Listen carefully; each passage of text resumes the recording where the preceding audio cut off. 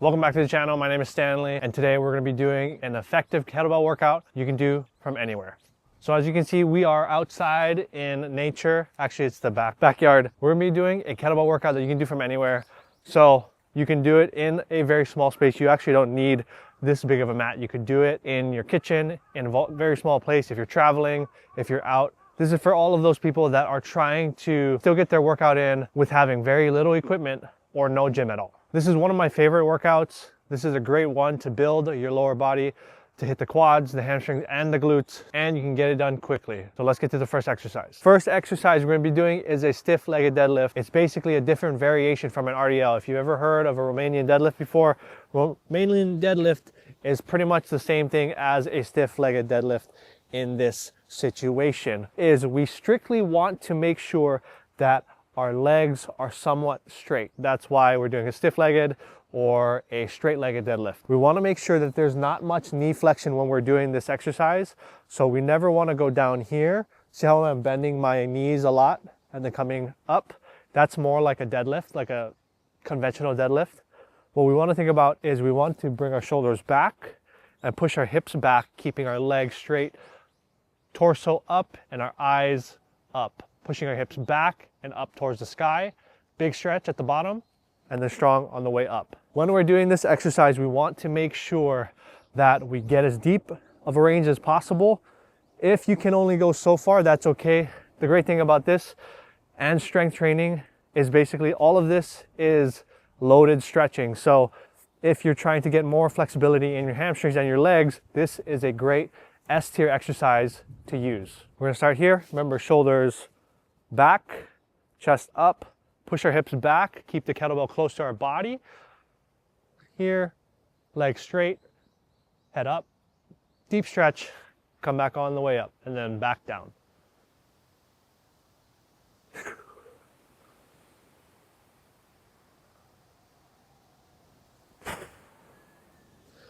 The next exercise we're going to be doing is a step back lunge. As all of you know, you can do this without weight.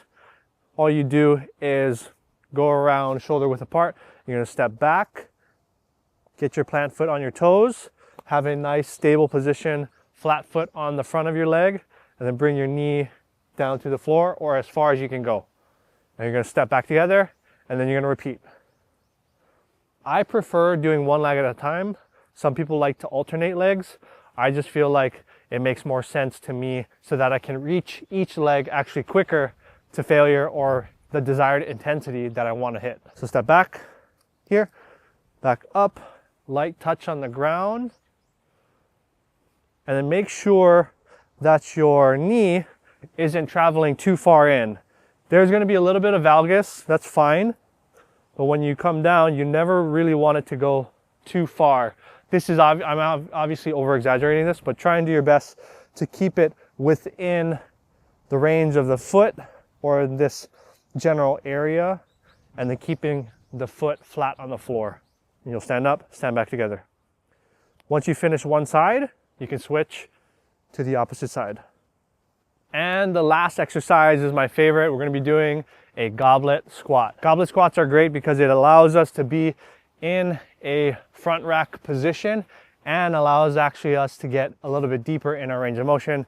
And you guys know that I love big ranges of motion. When we're doing this exercise, we're going to bring the kettlebell up or the weight up. We're going to hold it like so. However feels comfortable for you. This is the best way to hold it if you're not trying to work on your grip. If you want to work on your grip a little bit, you can hold it like this and it's fine. But I feel like every time I do this, I'm worrying about my forearms fatiguing before the target musculature, which is my quads.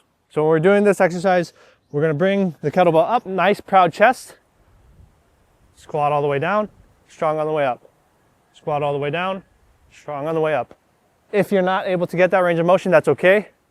Go as deep as you can, back up, deep as you can, back up. We want to try and bring our knees over our toes to get the most stretch in our quads. I'm going to angle this way and see if you can get a little bit better view here.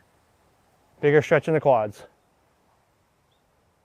This leg exercise will change for everybody, so work in the positions that you feel most comfortable in and do your best to hit your desired intensity. My main tip for any sort of workout especially when you have lack of equipment, very minimal equipment. You need to make sure that your intensity is high enough so you're getting the correct stimulus for the muscles that you're working. At first, it may be okay to have no weights or very little equipment, but sooner or later you need to figure out a way to add resistance or make the exercise more challenging so that you can get the greatest benefit from those exercises, even if you don't have all the equipment that a full gym does, or if you weren't traveling and you were more stationary at home. Lastly, we're gonna go over sets, reps, and frequency. For sets, we wanna be doing 2 to 4 sets per exercise.